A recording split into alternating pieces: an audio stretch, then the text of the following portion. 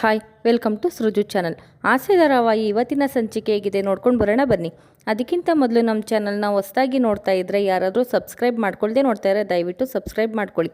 ಮೊದಲಿಗೆ ಮನೋಜ್ ಅವ್ರದ್ದು ಮಾತುಕತೆ ಎಲ್ಲ ಮುಗಿದು ತಾಂಬೂಲ ಶಾಸ್ತ್ರ ನಡೀತಾ ಇರುತ್ತೆ. ಅಷ್ಟರಲ್ಲಿ ರೋಹಿಣಿ ಅವರು ಬರ್ತಾರೆ. ಹುಡುಗಿಯವ್ರ ತಂದೆ ಯಾರಮ್ಮ ನೀನು ಅಂತಂದಾಗ ಇವ್ರ ರಿಲೇಷನ್ನೇ, ನಾನು ಇವ್ರ ಮನೆಯವಳೆ ಅಂತ ಹೇಳ್ತಾರೆ. ಹೌದಾ, ಏನು ರಾಯರೇ, ನಿಮ್ಮ ಮನೆ ಮಗಳನ್ನೇ ಬಿಟ್ಬಿಟ್ಟು ಬಂದ್ಬಿಟ್ಟಿದ್ದೀರಲ್ಲ ಅಂತ ಹೇಳ್ತಾರೆ. ಶಾಂತಿಯವರು, ಇವಳ್ಯೋ ಸೀಮೆ ನಮ್ಮ ಮಗಳು, ಇವಳು ದೂರದ ಸಂಬಂಧಿ ಅಷ್ಟೇ ನಮಗೆ ಅಂತ ಶಾಂತಿಯವ್ರು ಹೇಳ್ಬೇಕಾದ್ರೆ ರೋಹಿಣಿಯವರು, ನಿಮಗೆ ನಾನು ದೂರ ಸಂಬಂಧಿನೇ ಇರ್ಬೋದು, ಆದರೆ ನಿಮ್ಮ ಮಗನಿಗೆ ಹತ್ರ ಸಂಬಂಧಿ ಅಂತ ಹೇಳ್ತಾರೆ. ಹುಡುಗಿಯವ್ರ ತಂದೆ ಹತ್ರ ಸಂಬಂಧಿನೋ ದೂರದ ಸಂಬಂಧಿನೋ, ಇವಾಗ ಒಳ್ಳೆ ಟೈಮಿಗೆ ಬಂದಿದ್ದೀಯಾ ಬಮ್ಮ ಅಂತ ಕರೀತಾರೆ. ಶಾಂತಿಯವರು, ನೀನು ಯಾಕೆ ಇಲ್ಲಿಗೆ ಬಂದೆ, ಹೋಯ್ತಾ ಇರು ಅಂತ ಹೇಳ್ತಾರೆ. ರೋಹಿಣಿಯವರು, ನನಗೆ ಮೋಸ ಮಾಡಿ ಇನ್ನೊಂದು ಮದುವೆ ಮಾಡ್ತಾ ಇದ್ದೀರಾ, ನಾನು ಯಾಕೆ ಹೋಗ್ಬೇಕು ಅಂತ ಕೇಳ್ತಾರೆ.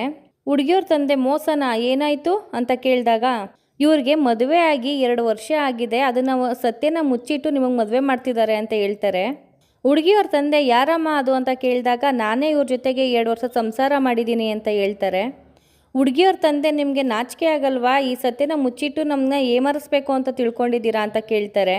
ರಂಗನಾಥ್ ಅವರು, ಇಲ್ಲ ಸ್ವಾಮಿ, ಈ ವಿಚಾರನ ಮುಚ್ಚಿಟ್ಟು ಮದುವೆ ಮಾಡಬೇಕು ಅನ್ನೋ ಉದ್ದೇಶ ನಂದಲ್ಲ, ಆದರೆ ಆವಾಗಲೇ ಈ ಸತ್ಯನ ಹೇಳ್ಬೇಕು ಅಂತ ಅಂದ್ವಲ್ಲ, ಇದೇ ವಿಚಾರ ಅಂತ ಹೇಳಿದಾಗ ಹುಡುಗಿಯವ್ರ ತಂದೆ, ಓ, ಈ ಮಾತಾಯಿ ಹೇಳಕ್ಕೆ ಬಿಡಲಿಲ್ಲ ಅಲ್ವಾ, ಏನ್ರಿ ಅಂತಿಯವರೇ, ನಿಮ್ಗೇನು ಬುದ್ಧಿ ಇಲ್ವಾ, ಒಂದು ಸ್ವಲ್ಪನೂ ಮನಸಾಕ್ಷಿ ಅನ್ನೋದಿಲ್ವಾ ಅಂತ ಕೇಳ್ತಾರೆ.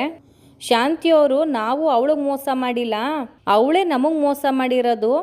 ಅವಳಿಗೆ ಮೊದಲೇ ಮದುವೆ ಆಗಿ ಒಂದು ಮಗು ಇರೋ ವಿಚಾರನ ಮುಚ್ಚಿಟ್ಟು ನನ್ನ ಮಗನ ಜೀವನದಲ್ಲಿ ಆಟ ಆಡಿದ್ದಾಳೆ ಅಂತ ಶಾಂತಿಯವ್ರು ಹೇಳ್ತಾರೆ. ಅದು ಏನು ಬೇಕಾದರೂ ಆಗಿರಲಿ, ಆದರೆ ನೀವು ಈ ಸತ್ಯನ ಮುಚ್ಚಿಟ್ಟು ತಾನೇ ನಮಗೆ ಮೋಸ ಮಾಡೋಕ್ಕೆ ಬಂದಿದ್ದು ಅಂತ ಹೇಳ್ತಾರೆ. ಮನೋಜ್ ಅವರು, ಸೌಮ್ಯ ಚಿನ್ನು ಅಂತಂದಾಗ ಹುಡುಗಿಯವ್ರ ತಂದೆ, ಕಪಾಲು ಬಾರಿಸ್ತೀನಿ ಚಿನ್ನುಗಿನ್ನು ಅಂದರೆ ಒಯ್ತಾ ಇರೋ ಅಂತ ಬೈತಾರೆ. ಶಾಂತಿಯವ್ರನ್ನ, ನೀವೇನಾರ ಡೈವರ್ಸ್ ತಗೊಂಡಿದ್ದೀರೇನ್ರಿ, ಇದೆಂಥ ದೊಡ್ಡ ಅಫೆನ್ಸ್ ಗೊತ್ತೇನ್ರಿ ನಿಮಗೆ, ಒಂದು ಹುಡುಗಿ ಜೀವನನ ಹಾಳು ಮಾಡಿ ಈಗ ನನ್ನ ಮಗಳ ಜೀವನ ಹಾಳು ಮಾಡೋಕ್ಕೆ ಬಂದಿದ್ದೀರಾ, ನಿಮ್ಗೆ ಎಷ್ಟು ನಿಮಗೆ ಇರೋದು ಅಂತ ಬೈತಾರೆ. ಮರ್ಯಾದೆಯಿಂದ ಇಲ್ಲಿಂದ ಎಲ್ಲರೂ ಹೊರಟೋದ್ರೆ ಸರಿ, ಇಲ್ಲ ಅಂತಂದರೆ ಕಂಪ್ಲೇಂಟ್ ಕೊಡಬೇಕಾಗತ್ತೆ ಅಂತ ಹೇಳ್ತಾರೆ. ರೋಹಿಣಿ ಅವ್ರನ್ನ ಹುಡುಗಿಯವ್ರ ತಂದೆ, ನೀನು ಒಳ್ಳೆ ಸಮಯಕ್ಕೆ ಬಂದು ನನ್ನ ಮಗಳ ಜೀವನನ ಸರಿ ಮಾಡಿದೆ ಕಣಮ್ಮ, ಇಲ್ಲಾಂದ್ರೆ ನನ್ನ ಮಗಳ ಜೀವನ ಹಾಳಾಗೋಯ್ತಿತ್ತು ಅಂತ ಹೇಳ್ತಾರೆ. ಅವರು, ಪರವಾಗಿಲ್ಲ ಅಂಕಲ್, ನನ್ನಾಗೆ ಇನ್ನೊಬ್ಳು ಜೀವನ ಹಾಳಾಗಬಾರ್ದು ಅಂತ ಬಂದಿದ್ದೀನಿ ಅಂಕಲ್ ಅಷ್ಟೇ ಅಂತ ಹೇಳ್ತಾರೆ. ಶಾಂತಿಯವರು, ಏನೇ ನಿನ್ನ ಜೀವನ ಹಾಳಾಗಿರೋದು, ಹೇಳ್ಬೇಕು ಅಂದರೆ ನನ್ನ ಮಗನ ಜೀವನ ಹಾಳಾಗಿರೋದು ಅಂತ ಬೈತಾರೆ. ರವಿಯವರು, ಅಮ್ಮ ಸುಮ್ಮನೆ ಏನಕ್ಕಮ್ಮ ವಾದ, ಮೊದಲು ಡೈವರ್ಸ್ ಕೊಡ್ಸೋದ್ರ ಬಗ್ಗೆ ಯೋಚನೆ ಮಾಡಿ ಬಾ, ಇವಾಗ ಮನೆಗೆ ಹೋಗೋಣ ಅಂತ ಅಂದ್ಬಿಟ್ಟು ಅಲ್ಲಿಂದ ಕರ್ಕೊಂಡು ಹೋಗ್ತಾರೆ. ಹೊರ್ಗಡೆ ಬಂದು ರೋಹಿಣಿಯವರು, ಮನೋಜ್ ನಿಮ್ಮ ಜೊತೆ ಮಾತಾಡಬೇಕು ಅಂತಂದಾಗ ಅಲ್ಲೊಟ್ಟೆ, ನಿನ್ನ ಜೊತೆಗೆ ನಂದೇನೆ ಮಾತು, ನಾನೇನು ಮಾತಾಡಲ್ಲ ಅಂತ ಹೇಳ್ತಾರೆ. ಶಾಂತಿಯವರು, ಇವಾಗ ಮಾತಾಡಲ್ಲ, ನಿನಗೆ ಡೈವರ್ಸ್ ಕೊಟ್ಟು ಆಮೇಲೆ ಮಾತಾಡ್ತೀನಿ ಕಣೆ ಅಂತಂದಾಗ ರೋಹಿಣಿಯವರು, ತಿಪ್ಪುರ್ ಲಾಗ ಹಾಕೊಂಡ್ರು ನಾನು ಡೈವರ್ಸ್ ಕೊಡಲ್ಲ, ಏನು ಮಾಡ್ತೀರಾ ಮಾಡ್ಕೊಳ್ಳಿ ಅಂತ ಹೇಳಿ ಹೊರಟೋಗ್ತಾರೆ. ಎಲ್ಲರೂ ಮನೆಗೆ ಬಂದು ಶಾಂತಿಯವರು, ಗೊಂಬೆ ಅಂತ ಹುಡುಗಿ, ಆ ಗೂಬೆ ಬಂದು ಎಲ್ಲನೂ ಹಾಳು ಮಾಡ್ಬಿಟ್ಲು ಅಂತ ಹೇಳ್ತಾರೆ. ರಂಗನಾಥ್ ಅವರು, ಡೈವರ್ಸ್ ತಗೊಂಡ್ರೇನೆ ಇನ್ನೊಂದು ಮದುವೆ ಮಾಡೋಕ್ಕೆ ಸಾಧ್ಯ ಶಾಂತಿ, ನೀನು ಸುಮ್ಮನೆ ಇದೆಲ್ಲನೂ ದೊಡ್ಡದು ಮಾಡ್ತಾ ಹೋಗಬೇಡ ಅಂತ ಬೈತಾರೆ. ಮನೋಜ್ ಅವರು, ಮಮ್ಮಿ ನನಗೆ ಆ ಸೌಮ್ಯ ತುಂಬ ಇಷ್ಟ ಆಗ್ಬಿಟ್ಟಿದ್ಲು ಮಮ್ಮಿ ಅಂತ ಹೇಳ್ತಾರೆ. ಶಾಂತಿಯವರು, ಏಯ್ ನೀನೊಳ್ಳೆ ಸುಮ್ಮನೆ ಇರೋ, ಸೌಮ್ಯ ಸಿಗಲಿಲ್ಲ ಅಂತಂದರೆ ರಮ್ಯ ಇಲ್ಲ ಅಂದರೆ ದಿವ್ಯಾ, ಯಾವಳನ್ನೋ ಒಬ್ಳನ್ನ ಕಟ್ಟಿದ್ರಾಯ್ತು, ಸುಮ್ಮನೆ ಇರು ಮನೋಜ, ತಲೆ ಕೆಡಿಸ್ಬೇಡ ಅಂತ ಹೇಳ್ತಾರೆ. ಸೂರ್ಯವರು, ಸ್ವಯಂವರನ ಏರ್ಪಾಡು ಮಾಡ್ಬಿಡು ಸೆಕ್ರೆ, ಚೆನ್ನಾಗಿರುತ್ತೆ ಅಂತ ಹೇಳ್ತಾರೆ. ಸೆಕ್ರೆ ಅವರು, ಬಾಯಿ ಮುಚ್ಕೊಂಡು ಸುಮ್ಮನೆ ನಿಂತ್ಕೊಳ್ಳೋ, ಬಂದ್ಬಿಟ್ಟ ದೊಡ್ಡ ಮನ್ಸ ಅಂತ ಬೈತಿರ್ತಾರೆ. ರಂಗನಾಥ್ ಅವರು, ಆಗ ಕಡೆ ಯೋಚನೆ ಮಾಡಿ ಸುಮ್ಮನೆ ಏನಿಗೆ ಈ ಥರ ಎಲ್ಲ ಮಾತಾಡ್ತೀರಾ ಅಂತ ಬೈತಾರೆ. ಶಾಂತಿಯವರು, ಈ ರೋಹಿಣಿಯಿಂದ ಇನ್ನೂ ಏನೇನು ಅನುಭವಿಸ್ಬೇಕಾಗಿದೆಯೋ ನನಗಂತೂ ಗೊತ್ತಿಲ್ಲ ಅಪ್ಪ ಅಂತ ಹೇಳ್ತಾರೆ.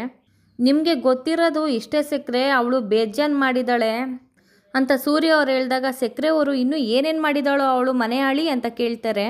ಅವತ್ತು ನನ್ನ ಕಾರು ಬ್ರೇಕ್ ಫೇಲ್ಯೂರ್ ಆಯಿತು, ನಿಮಗೆಲ್ಲ ನೆನಪಿದೆಯಾ ಅಂತ ಹೇಳ್ತಾರೆ. ರಂಗನಾಥ್ ಅವರು, ಹೌದು ಆಗಿತ್ತು, ಅದಕ್ಕೇನಿವಾಗ ಅಂತ ಕೇಳ್ತಾರೆ. ನನ್ನ ಕಾರ್ನ ಬ್ರೇಕ್ ಫೇಲ್ಯೂರ್ ಮಾಡಿದ್ದು ಬೇರೆ ಯಾರೂ ಇಲ್ಲ, ಕಾಗೆ ಸುಪ್ಪ, ಅದಕ್ಕೆ ಸುಪಾರಿ ಕೊಟ್ಟವ್ರು ಮಾತ್ರ ರೋಹಿಣಿ ಅಂತ ಹೇಳ್ತಾರೆ. ಅಯ್ಯೋ ಮನೆ ಆಳಿ, ನನ್ನ ಮಗನ್ನೇ ಸಾಯಿಸಕ್ಕೆ ನೋಡಿದ್ಲ, ಅವಳು ಹೊಟ್ಟೆಗೆ ನಂಜು ಬೀಳ ಅಂತ ಶಾಂತಿಯವ್ರು ಹೇಳ್ಬೇಕಾದ್ರೆ ಸೂರ್ಯ ಅವರು, ನಾನು ಅವಳ ದಾರಿಗೆ ಮುಳ್ಳಾಗಿದ್ದೆ ಅಂತ ಗೊತ್ತಿದ್ದೇನೆ ಅವಳು ನನ್ನ ಮುಗಿಸೋದಕ್ಕೆ ಟ್ರೈ ಮಾಡಿದ್ಲು, ಅಂಥದ್ರಲ್ಲಿ ಮನೋಜನ್ ಬಿಡ್ತಾಳ ಅವಳು ಅಂತ ಕೇಳ್ತಾರೆ. ಶಾಂತಿಯವರು, ಹೌದು ಮನೋಜ, ನೀನೇನಾರು ಅವಳು ಕರೆದ್ಲು ಅಂತ ಎಲ್ಲಿಗೂ ಹೋಗ್ಬೇಡ ಕಣೋ ಅಂತ ಹೇಳ್ತಾರೆ. ಲೊಟ್ಟೆ ಅವಳು ಕರೆದ ತಕ್ಷಣ ಎಲ್ಲಿಗಾರು ಹೊರಟೋಗ್ತೀನೋ ನಾನು ಅಂತ ಮನೋಜ್ ಅವ್ರು ಹೇಳ್ತಾರೆ. ಅಷ್ಟರಲ್ಲಿ ಪೂಜಾ ಮತ್ತು ಸಂತೋಷ್ ಅವರು ಅಲ್ಲಿಗೆ ಬರ್ತಾರೆ. ಸೂರ್ಯ ಅವರು ಸಂತೋಷ ಬಪ್ನೆ ಅಂತ ಕರೆದಾಗ ಶಾಂತಿಯವರು ಪೂಜನ ಹತ್ರ ಹೋಗ್ಬಿಟ್ಟು, ಏನು ನೀವಿಬ್ಬರು ನಡೆಸ್ತಾ ಇದ್ದದ್ದು ಅಂತ ಕೇಳ್ತಾರೆ. ಪೂಜಾ ಅವರು ಇಲ್ಲ ಆಂಟಿ ಇವತ್ತಲ್ಲ ನಾಳೆ ಸತ್ಯ ಹೇಳ್ತೀನಿ ಅಂತಲೇ ಹೇಳ್ತಿದ್ಲು ಆಂಟಿ, ಅದಕ್ಕೆ ನಾನು ಸುಮ್ಮನಿದ್ದೆ ಅಂತ ಹೇಳ್ತಾರೆ. ಸೂರ್ಯ ಅವರು ಸಂತೋಷ್ ಅವ್ರನ್ನ ಸರಿ ಇವಾಗ ಏನು ಬಂದಿದ್ದು ಅಂತ ಕೇಳಿದಾಗ ಪೂಜೆ ಇಟ್ಕೊಂಡಿದ್ದೀವಿ ಅದಕ್ಕೆ ಕರೆಯೋದಕ್ಕೆ ಬಂದು ಅಂತ ಹೇಳ್ತಾರೆ. ಶಾಂತಿ ಅವರು ಪೂಜೆನ ಸರಿಯಾಗಿ ಮಾಡಿ ಇಟ್ರಲ್ಲಮ್ಮ ಇಬ್ಬರು ಸೇರಿಕೊಂಡು ಅಂತ ಹೇಳಿದಾಗ ಇನ್ನು ಏನೇನು ಮಾಡಬೇಕು ಅಂತ ಅಂದ್ಕೊಂಡಿದ್ದೀರಾ ಅಂತ ಶಾಂತಿ ಅವ್ರು ಕೇಳ್ತಾರೆ. ಆಂಟಿ ಅವಳು ಮಾಡಿರೋದು ತುಂಬ ಇದೆ ಆಂಟಿ, ನಿಮಗೆ ಸ್ವಲ್ಪನೇ ಗೊತ್ತಿರೋದು ಅಂತ ಪೂಜೆ ಅವರು ಹೇಳ್ತಾರೆ. ಇನ್ನು ಏನೇನು ಮಾಡೋಳೆ ಅವಳು, ಎಲ್ಲ ಒದ್ರು ಬಿಡು, ಎಲ್ಲ ಗೊತ್ತಾಗ್ಬಿಡ್ಲಿ ಅಂತ ಶಾಂತಿ ಅವ್ರು ಹೇಳಿದಾಗ ಸೂರ್ಯ ಅವ್ರನ್ನ ಫೋನ್ ಕದ್ದು ದೇವಸ್ಥಾನದಲ್ಲಿ ಮಂಜುಗೆ ಹೊಡೆದಿದ್ದು, ಕಸ್ತೂರಿ ಆಂಟಿ ಮನೆಯಲ್ಲಿ 2 ಲಕ್ಷ ಕದ್ದಿದ್ದು, ಶೋರೂಮಲ್ಲಿ 3 ಲಕ್ಷ ಕದ್ದಿದ್ದು ಅವಳೇ ಆಂಟಿ ಅಂತ ಹೇಳ್ಬಿಡ್ತಾರೆ.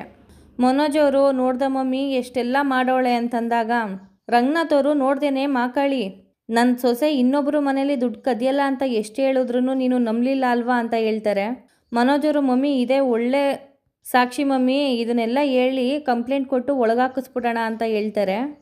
ರಂಗನಾಥ್ ಅವರು ಕಂಪ್ಲೇಂಟ್ ಏನು ಬೇಡ ಶಾಂತಿ, ಡೈವರ್ಸ್ ಕೊಡೋಣ ಅಷ್ಟೇ ಅಂತ ಹೇಳ್ತಾರೆ. ನಿಮ್ಗೇನ್ರಿ ಬಂದಿರೋದು, ಅವಳು ಇಷ್ಟೆಲ್ಲ ಮಾಡೋಳೆ ಅಂತಂದ್ರೂ ಇನ್ನೂ ಅವಳ ಮೇಲೆ ಅನುಕಂಪನ ಅಂತ ಕೇಳ್ತಾರೆ. ನನಗೆ ಯಾವ ಅನುಕಂಪನೂ ಇಲ್ಲ ಶಾಂತಿ, ಆದರೆ ಏನೂ ತಪ್ಪು ಮಾಡ್ದಿರೋ ಕ್ರಿಶ್ಚಿಯನ್ನ ಹಾಳಾಗ್ಬಿಡುತ್ತೆ ಅಂತ ಹೇಳ್ತಾರೆ. ಸಂತೋಷ್ ಅವರು ಸರಿ ಅಣ್ಣ ನಮಗೆ ಟೈಮ್ ಆಗ್ತಾ ಇದೆ ನಾವು ಹೊರಡ್ತೀವಿ ಅಂತ ಹೇಳಿದಾಗ ಸರಿ ಆಯಿತು ಹೋಗಿ ಬನ್ನಿ ಅಂತ ಹೇಳ್ತಾರೆ. ಮೀನನ್ಗೆ ಕಸ್ತೂರಿ ಅವರು ಫೋನ್ ಮಾಡಿ ಹೂ ತೊಗೊಂಡು ಬಾ ಅಂತ ಹೇಳ್ತಾರೆ. ಮೀನು ಅವರು ಹೂ ತಗೊಂಡು ಅವ್ರ ಮನೆಗೆ ಹೋಗ್ತಾರೆ. ಮೀನಾ ಅವರು ಕಸ್ತೂರಿ ಅವ್ರ ಮನೆಗೆ ಹೂ ತೊಗೊಂಡು ಬರ್ತಾರೆ. ಶ್ರೀನಿವಾಸ್ ಅವರು ಚೆನ್ನಾಗಿದ್ಯಮ್ಮ ಅಂತಾರೆ. ಹ್ಞೂ ಅಂಕಲ್ ಚೆನ್ನಾಗಿದ್ದೀನಿ, ಆಂಟಿಯಲ್ಲಿ ಹೂ ಹೇಳಿದ್ರು ಅಂತ ಹೇಳ್ತಾರೆ. ರೆಡಿ ಆಗ್ತಾ ಇದ್ದಾಳಮ್ಮ ಬರ್ತಾರೆ ಅಂತ ಹೇಳ್ತಾರೆ. ಕಸ್ತೂರಿ ಅವರು ಸರಸ್ವತಿ ವೇಷ ಹಾಕ್ಕೊಂಡು ಬರ್ತಾರೆ. ಮೀನಾ ಅವರು ಏನಂಟಿ ಇದು ಅಂತ ಹೇಳ್ತಾರೆ. ಮಕ್ಕಳಿಗೆ ಆನ್ಲೈನಲ್ಲಿ ಪಾಠ ಮಾಡ್ತಾ ಇದ್ದೀನಲ್ಲಮ್ಮ, ಅದಕ್ಕೆ ಕಮೆಂಟ್ಸ್ಗಳು ಬರ್ತಾನೆ ಇತ್ತು ಏನಾದರೂ ಬೇರೆ ಥರ ಮಾಡಿ ಅಂತ, ಅದಕ್ಕೆ ಯಾವ ಕತೆ ಹೇಳ್ತೀನಿ ಅದೇ ಥರ ವೇಷ ಹಾಕೊಂಡು ಮಾಡೋಣ ಅಂತ ಅಷ್ಟೇ ಅಂತ ಹೇಳ್ತಾರೆ. ಮೀನಾ ಅವರು ತುಂಬ ಚೆನ್ನಾಗಿ ಕಾಣಿಸ್ತಿದ್ದೀರಾ ಆಂಟಿ ಅಂತ ಹೇಳ್ತಾರೆ. ಸರಿ ಅಂತ ಅಂದ್ಬಿಟ್ಟು ಆ ಹೂನರ ಹಾಕ್ಕೊಂಡು ಪಾಠ ಮಾಡೋದಕ್ಕೆ ಅಂತ ಶುರು ಮಾಡ್ತಾರೆ. ಇಲ್ಲಿಗೆ ಇವತ್ತಿನ ಎಪಿಸೋಡ್ ಮುಕ್ತಾಯವಾಗುತ್ತೆ. Thank you for watching.